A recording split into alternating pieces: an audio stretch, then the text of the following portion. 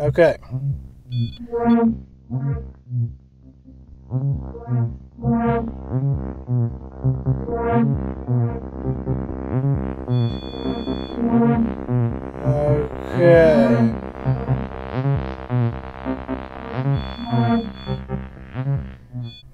Okay. John Rasmus here with Mysterialis Ghost Investigation here at an infamous parking lot where a tragic incident took place, a shooting, years ago, a number of years ago. The perpetrator is in prison for life. He got a life sentence in prison. He is still alive and in prison to this day. I know such tragic events where horrendous things happened, people lost their lives. Horrible incident. But I think negative entities are attracted to such locations. I think the loved ones that were lost, rest in peace, ascended to higher dimensions. Some would call heaven. But I believe negative entities are attracted to such locations.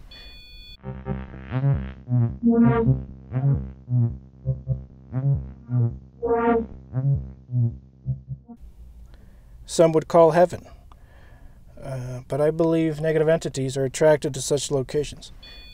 Is there, perhaps, some would call heaven.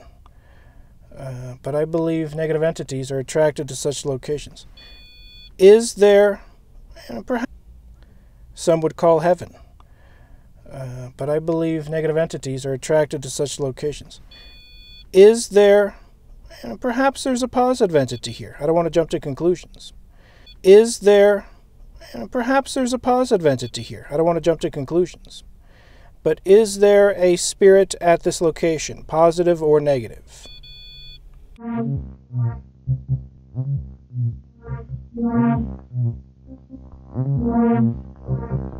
At this location, positive or negative?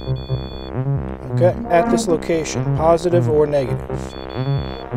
Okay, at this location, positive or negative?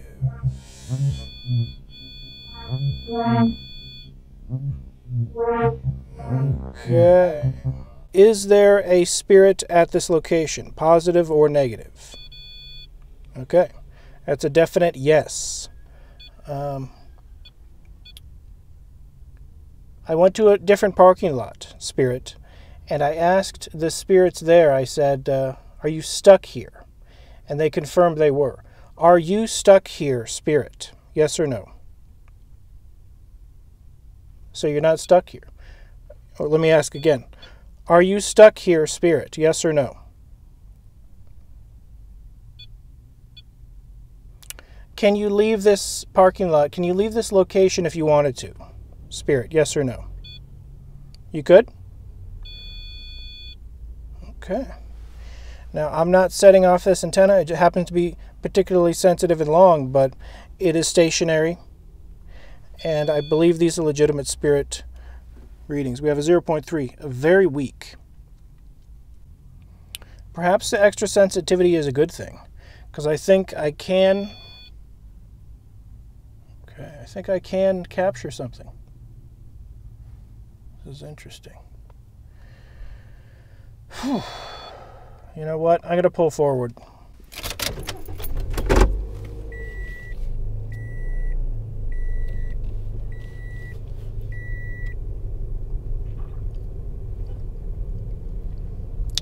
I want to get to a more secluded location.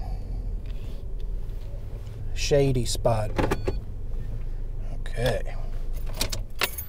We are in a shady spot. I didn't turn off any of the cameras.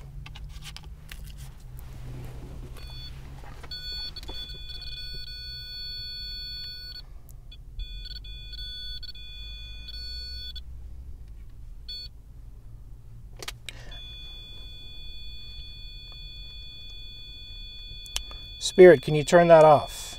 Can you walk away? That's an intelligent response right there. Spirit, can you walk toward the device and set it off for me, please? Spirit, can you walk toward the device and set it off for me, please? That's an intelligent response. Okay, we got the cops here. I hope the cops don't bother me. Okay, Spirit, we're going to try some intelligent communication.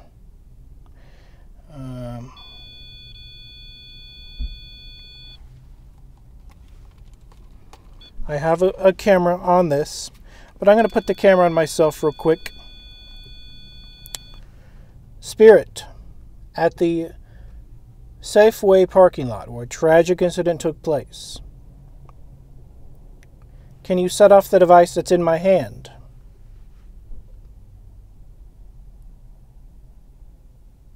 Yes or no?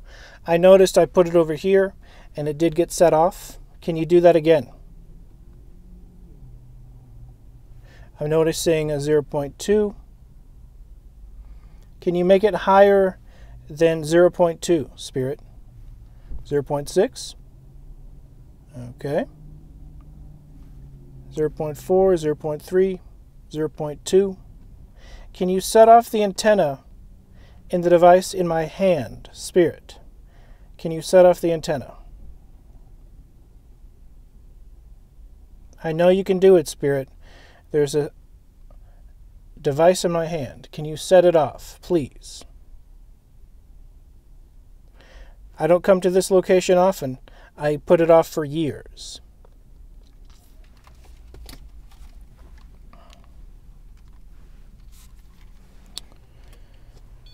.7. I don't know. Spirit seems to like the long antenna. Perhaps because it doesn't have to come as close. Let's see. Spirit, are you a male spirit? Set it off if you're a male spirit. Are you a female spirit? Set it off if you are a female spirit. So you're male. You're a male spirit. Yes or no? I'm feeling a sensation in my hand. I would say there's definitely some intelligent responses going on. But because it's the first time here, the spirits are a little weary. Like, who's this guy? What's he doing? I've been to this Safeway multiple times, but not in the past many years, because after the incident happened, I don't know. It just makes me weary of the location. Probably how they're weary of me, the spirits. But I don't think every parking lot has tons of spirits. But I took a stab in the dark, a guess, that there might be spirits here because of the tragic incident that happened here. I will say the name of the perpetrator once, just so people at home viewing this know what I'm talking about. His name is Jared Loeffner. He basically is crazy. He's a crazy person that, certified insane, went on a rampage and conducted the most gruesome, horrific attacks while a public event took place here at the Safeway. I don't know exactly where the event took place, but I believe I saw news clippings or a news blip on the local news for maybe a couple seconds here and there saying, stay tuned, we'll talk about the tragic events at the Safeway parking lot. So that's where I got the information that it happened in the parking lot. There was a politician involved. I don't know anything about what happened. They're probably fundraising, or maybe they're talking about get the vote out, something mundane like that. I don't know exactly what the details were. It's a heavy subject. It's very serious. So, Spirit,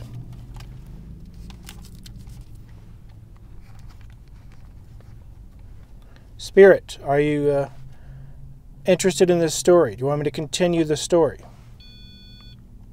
You want me to continue the story? You like it? Okay. That is an intelligent response. The Spirit wants me to continue the story. I will.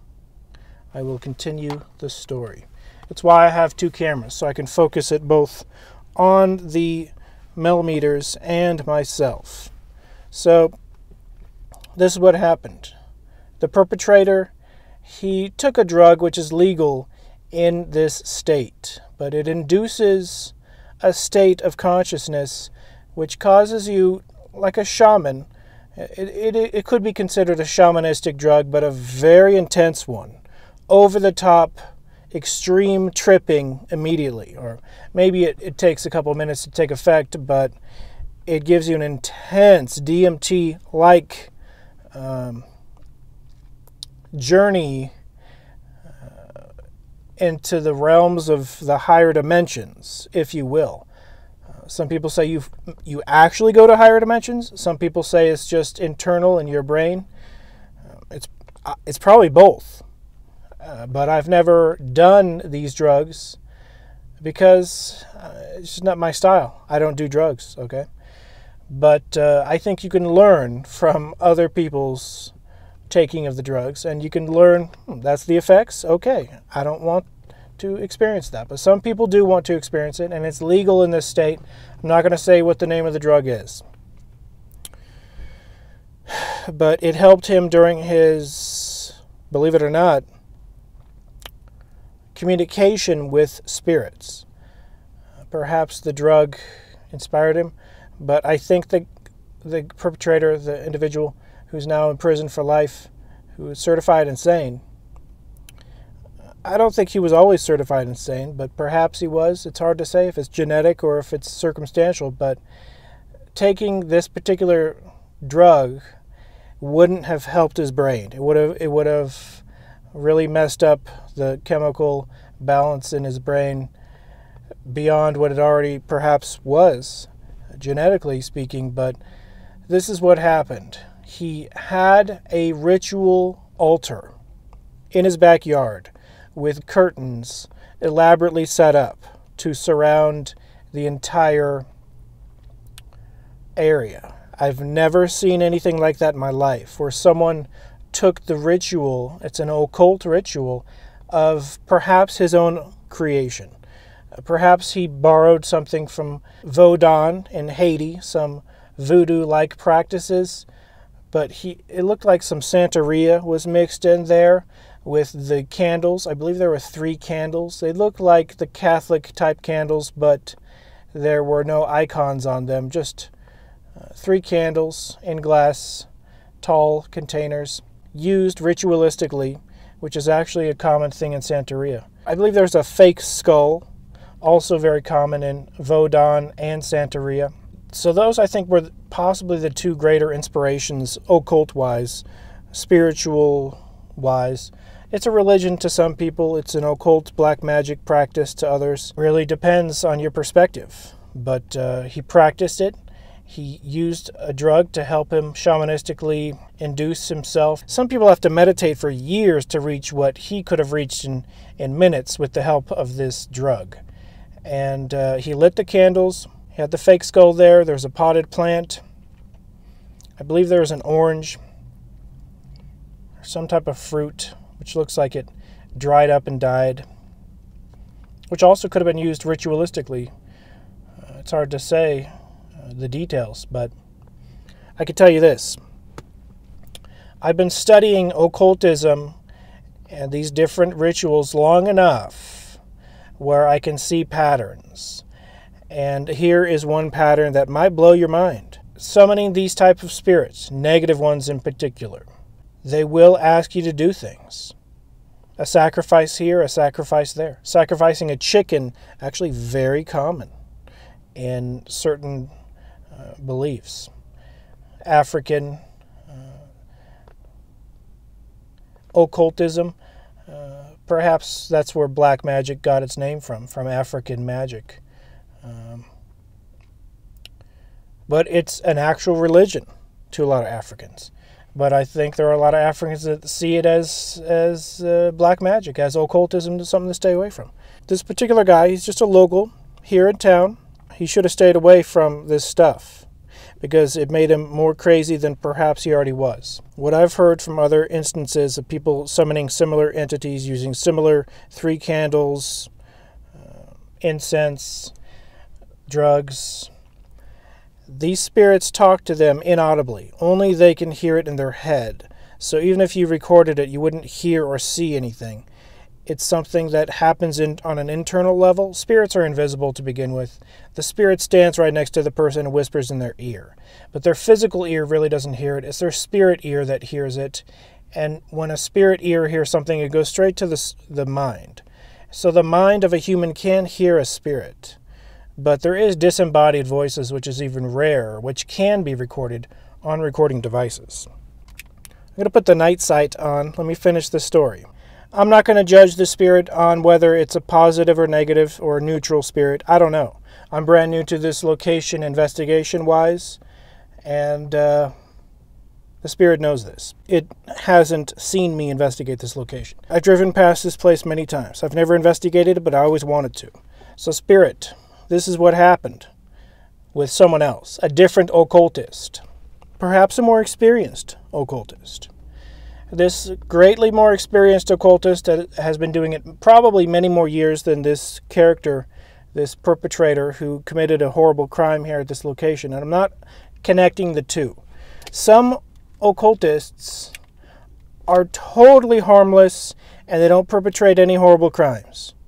I'm not jumping to the conclusion that occultism equals going to commit some horrible crime. I'm not making that connection, although the cops understandably have a division with experts on these type of subjects, which do make the connection in rare scenarios with horrific things, teenagers doing horrible things, killing animals and whatnot, and perhaps leads to people sometimes. Scary stuff. I don't research that stuff, but I know about it. It's in movies, but it is in actual papers, few and far between here and there. So this case is very rare, to be honest. I'm not going to say every occultist this is going to happen to them. But this is what happened to a more experienced occultist. He had a similar setup with candles. He had an incense burner. He's communicating with a spirit who he is familiar with.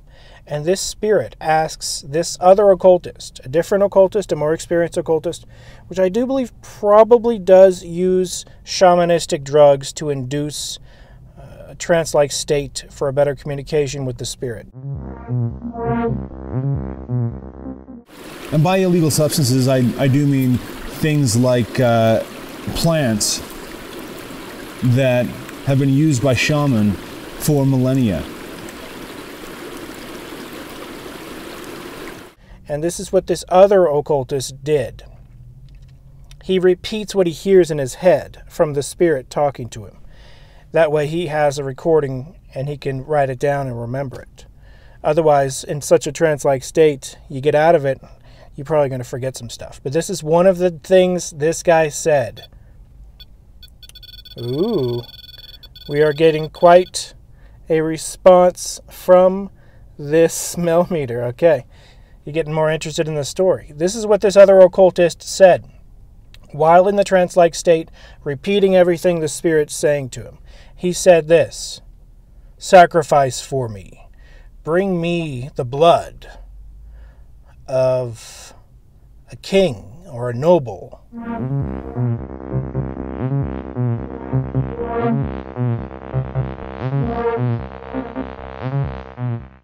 Azemo Hasera. Why has your presence made me weak? You have sacrificed nothing. You have given nothing. You have sacrificed nothing. You have sacrificed nothing. Azidahaka, what is your sacrifice that you demand? Blood. Blood upon your altar. Blood of a king or of a priest. Blood is the river upon which all Deva ride. Sacrifice to me, blood upon the altar. The sacrifice is for Ahriman, which is the final execution. I have been asked, not even asked, I have been commanded to serve Ahriman, to sacrifice to him, specifically to sacrifice the blood of a king or a priest. Now, common sense as well as occult experience would tell me not to do anything to go along with what a spirit is commanding me to do. However, I'm compelled to further understand and integrate this system. So my plan at this point, really the only thing that I see going forward, is to explore even deeper and unite even more solidly with Ahriman.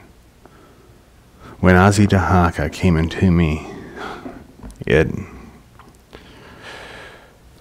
weakened me incredibly.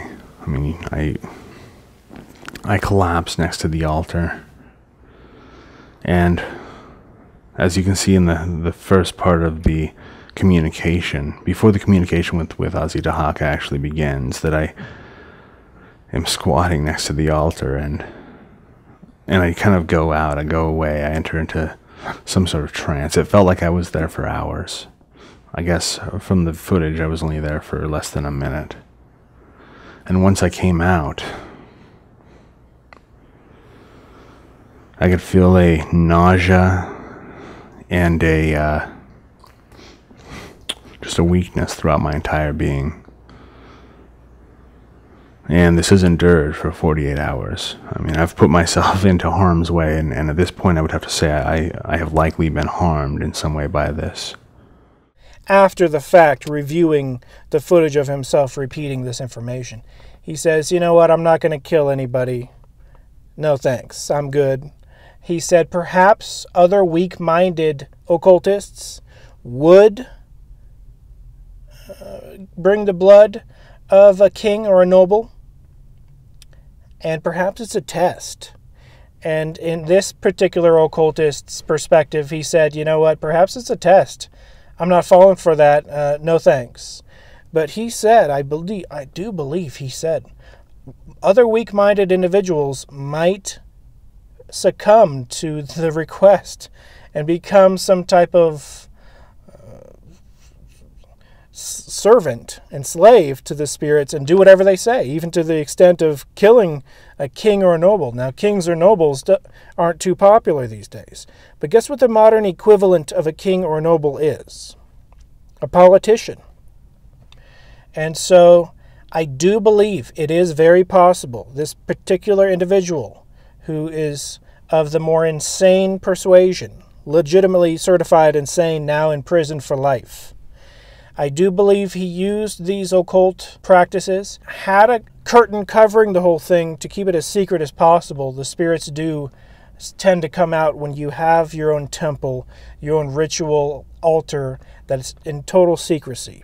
So he had black curtains to make it extra secret, and he probably conducted these initiations, these communications at night, but even if he did it in the daytime, he was totally blacked out. He took the shamanistic drugs, he lit the candles, he got in a trance-like state, he communicated with the spirit probably said the same thing this other occultist said, which actually I believe I have heard from a second occultist. That's why I tied it together. I put two and two together. I've heard it at least 2 times, I believe. Worded a little bit differently, but basically, bring me the blood of a noble, someone famous, a king, someone prestigious. And this perpetrator, this individual, the closest thing he can think of was a politician. He had his own crazy theories. He had his own crazy YouTube channel. And definitely political ideas that were off and strange and bizarre did exist in his ideology. And perhaps he didn't like this politician here.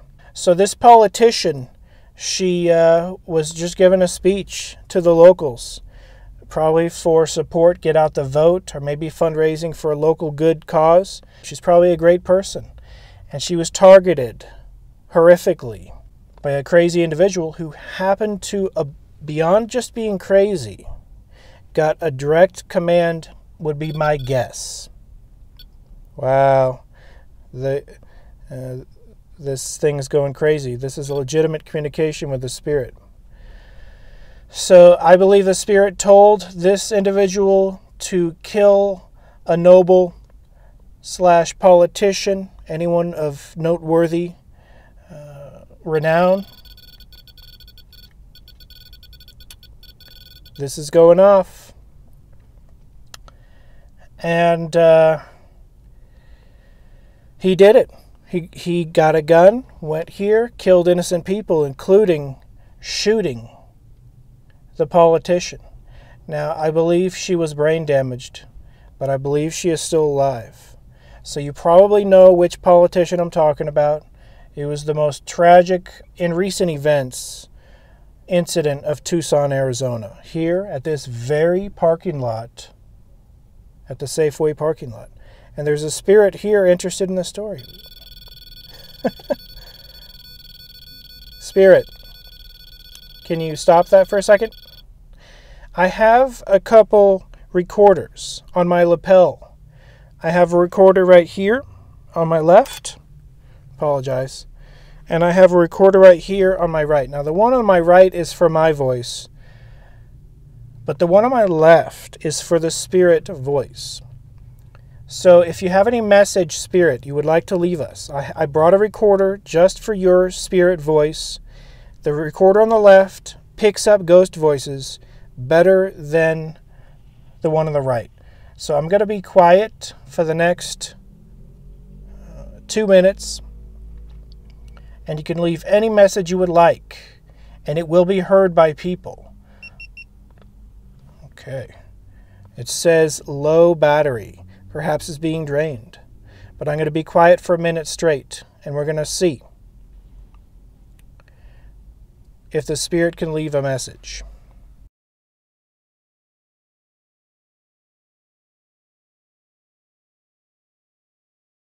Being new to this location, the spirit is reluctant to communicate.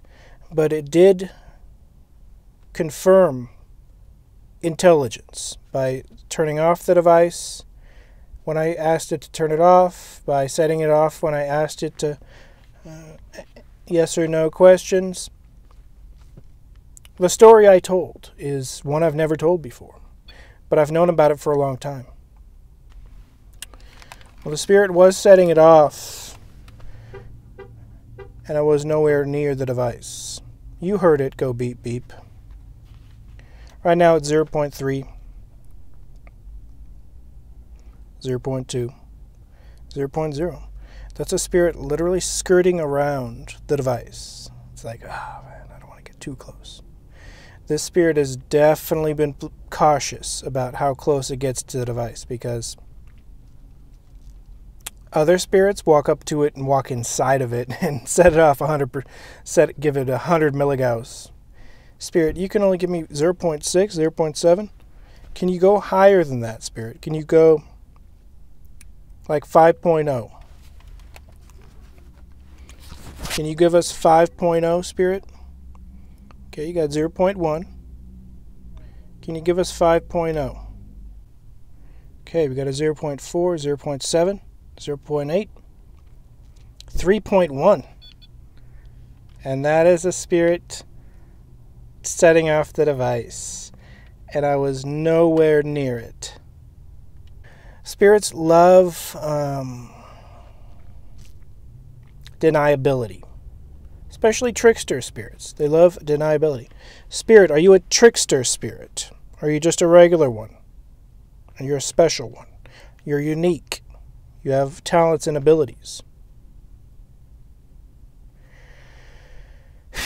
We will find out in the future. I'm going to come back. It's very common for a spirit to be reluctant the first time you go to a location. The spirits that have jumped out, sure, they can jump out the first time you visit a place. But they really will over the top be cooperative when you're there the third, fourth, fifth time, is what I noticed. Or at least the pirate house, the third time I went there, it was very cooperative. I'm going to be taken off. But I'll see you next time. And I guarantee we got some intelligent responses today. As far as the story of the perpetrator, the incident, the occultism, the communication with spirits, scary stuff can happen. Until next time, stay safe. Stay away from stuff that can make you go crazy. Be seeing you.